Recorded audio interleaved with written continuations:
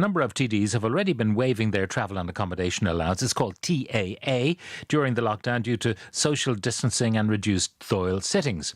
Currently, a TD can claim expenses depending on how far away they live from Leinster House, ranging from 9,000 for those based in Dublin to a maximum, believe this or not, of €34,000. Independent Cork South West TD Michael Collins is on the line, and we hope to be joined by the Socialist TD for Dublin and Rise TD. Paul Murphy will be joining us shortly, but we know that Michael is there. Michael, good morning. Good morning, Pat. What's your view of this? Now, it is a review at the moment. Heaven knows what Pascal Donoghue will come up with, but there is a push. If people are not turning up, well, they shouldn't get the money. Yeah, well, that's fair enough. If they're not turning up, they shouldn't get the money. But there is the other situation is that many of us rural TDs are travelling up. I myself travelled to Dublin last week from West Cork 3 times. Unfortunately, I can't stay overnight. I wish I could, because the travel is extremely difficult and tiring. It's about 350 kilometres, 700 between 350 up and 350 down, and back up again maybe the next day. And it's extremely difficult, and it comes at an extreme expense. And I'm not trying to. Now, why did you have to travel up 3 times in a week? Well, first of all, I had to carry out my dog duties, and I also am in the COVID committee, so we had meetings there last week, and I had to attend 3 times, twice the week before. So it varies from time to time, because obviously we're restricted from attending the dog. I'd love to attend to my dog duties every day, but I think my record will show I think I've spoken 25 times since the week I've been, so my attendance has been fairly consistent, and I think if I was sobbing, I'd be in and about around the same as I was last year when everything was okay and there wasn't the COVID crisis. The one issue we have, Pat, is I cannot stay overnight, unfortunately. I'd love to stay overnight, but there's no facility available at this present time, with hotels closed at the moment, so I'm having to travel up and down. So we're left in a situation where I do have a genuine expense, and you know, I even last year, you know, and that goes, you know, in 12 months of the year, and we have to take slightly COVID out of it sometimes. Michael, I'm just wondering, is every hotel closed? I mean, they have to close their restaurants, obviously. They have to close their bars, obviously. But is there no hotel offering B&B, breakfast in bed, and all of that? No? Nobody? Not that I know of. We contacted them and they weren't. I personally don't feel over-comfortable about staying in accommodation at this present time in the circumstances that we're in. I'm very lucky that we're relatively, and I don't like to be shouting that too loud in case things would change, we're relatively COVID-free in West Cork.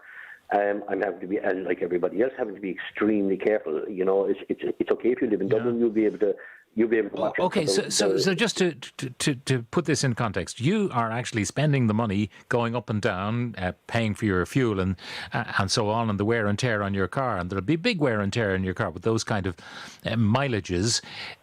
Could you not attend these meetings remotely?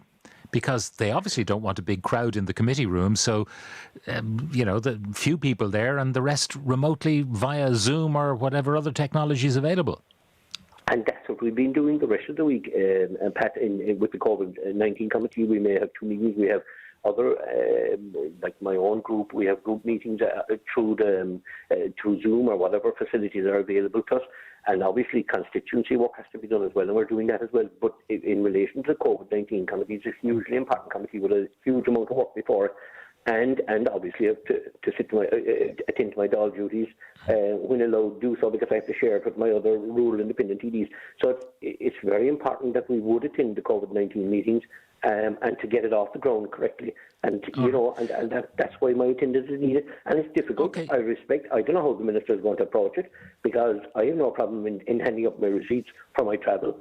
And, okay, so you're happy that you would give receipts for your travel or whatever and claim the money in that way.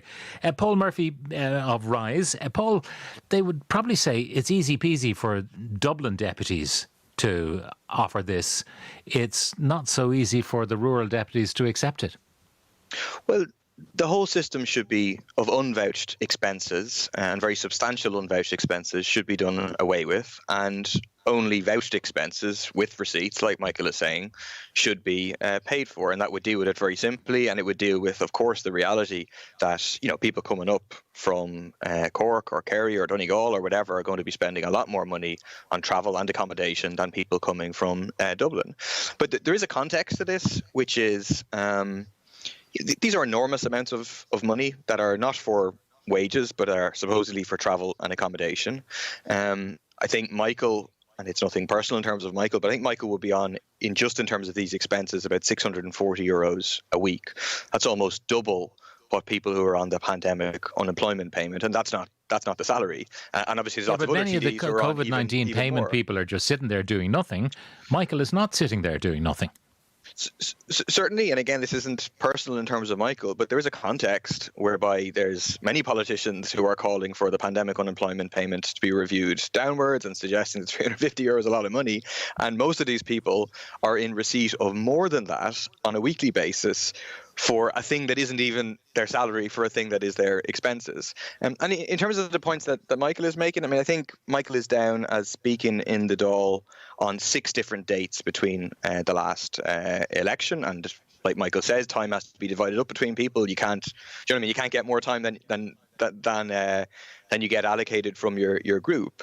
But if you work out, petrol for each of those occasions as £100 on each date, £50 up, £50 back, that's €600. But Michael will be in receipt of €9,000 since the election to now, purely on the basis of travel and accommodation, not on the basis of the salary. So I find it difficult to see how someone at this time, given the limited number of Dáil sittings and so on, and the fact that people aren't spending money on hotels and everything else, will be able to spend anything like that €9,000 or the over €33,000 a year that TDs will be on. And obviously a vouched expenses system would do away with all that, would do away with any doubts over any of those things. But I think that's what we should do. We should just get rid of this system entirely. Some of the comments coming in, is 94,000 not enough for them for a TD without travel expenses being added? Well, that would be unfair, because those who have no travel expenses because they live close to the Dáil would be effectively earning more than those who had to pay for petrol and depreciation of their vehicle and so on, coming all the way from West Cork or Kerry or Donegal or wherever it might be. But Damien in Athlone says, I drive 600k a week to get to work for the public service. I get no expenses. Why should TDs get that money? With video calls, no reason to travel to Dublin. A lot of other businesses and workers are working from home. Why not these TDs? That's from Joe. Because we heard that the only reason that we need the TDs in the Dáil is for the election of a Taoiseach. Otherwise, things can be done remotely. Can Michael and others not get the train like us ordinary folk? The fraction of the cost of driving, well, not necessarily so, by the way, especially if you live in West Cork. So Michael, what do you say that to those comments and criticisms that you're being paid enough, for heaven's sake? Well, my argument is that, that's only part of our work going to Dublin. There's also a huge amount of travelling in the constituency during the week. And that's all, part of our expenses as such. What I'm saying is, in fairness, it isn't always the rural TD as he's handled. In the last 4 years, I took no pay increase in the restoration pay cuts, and I felt that was the time for TDs in Dublin and other places to give and make sure that they didn't take the money and didn't add to the expense to the state. But a lot of TDs did in Dublin. And now, when it comes to the expense, when it's going to hit the rural TD, the Dublin TD is coming out saying they shouldn't be allowed to be given the expense. My belief is quite simply, voucher the expenses. I have no problem with doing so whatsoever, and above board, everything's above board and straight. I keep every voucher I get when I pull into the filling station. I keep it, and I can hand it up to anyone going forward. And my accountant told me last year I spent 17,000 on fuel. I took no days holiday. I wasn't able, I was too busy. 17,000 alone in 12 months on just fuel alone. Not talking about tyres, wear and tear the car. 270,000 kilometres on a 2.5-year-old car. Okay. So Paul, it's like the person who said about the train.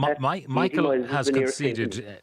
Michael has conceded that he's happy to vouch his expenses and get paid accordingly. And you hear the kind of life he has in a very extended constituency, as well as going to and from Dublin. I mean, you might be accused of kind of exploiting this fact that you serve a constituency which is urban. You're not very far from Dáil Éireann, and therefore, you know, it's making a cheap political point at the expense of the rural TD. What do you say to that? Not at all. I do not see this issue at all as a Dublin versus rural or outside of Dublin, let's say, issue whatsoever, because this applies to Dublin TDs as well. This whole unvouched expenses system should be done away with. There is no need for it whatsoever to be given Dublin TDs €9,000 without it being vouched. And then up to a maximum of €34,000 for those living very far from Dublin. These, like your texter commented, are very, very well-paid TDs in the context of a major economic crisis and when, unfortunately, austerity is being prepared. And in terms of the point about transport, I mean, it's actually interesting. We have raised and argued for massive investment in public transport and to make public transport free for everybody as part of a substantial way to reduce carbon emissions. And, you know, politicians from most parties have ridiculed and scoffed at that idea. But the truth is that right now, politicians are in receipt of effectively free transport because their transport is being paid for, again, as your texter pointed out. So I think we should take the opportunity of this crisis and what it's exposed to do away with the whole system, to bring in vouched expenses, and I hope that other TDs will support that. All right. Well, look, we shall see what Paschal Donoghue comes up with when he completes his review. But for the moment, Independent Cork South West TD Michael Collins and Rise TD Socialist TD for Dublin South West Paul Murphy, thank you very much for joining us. Okay.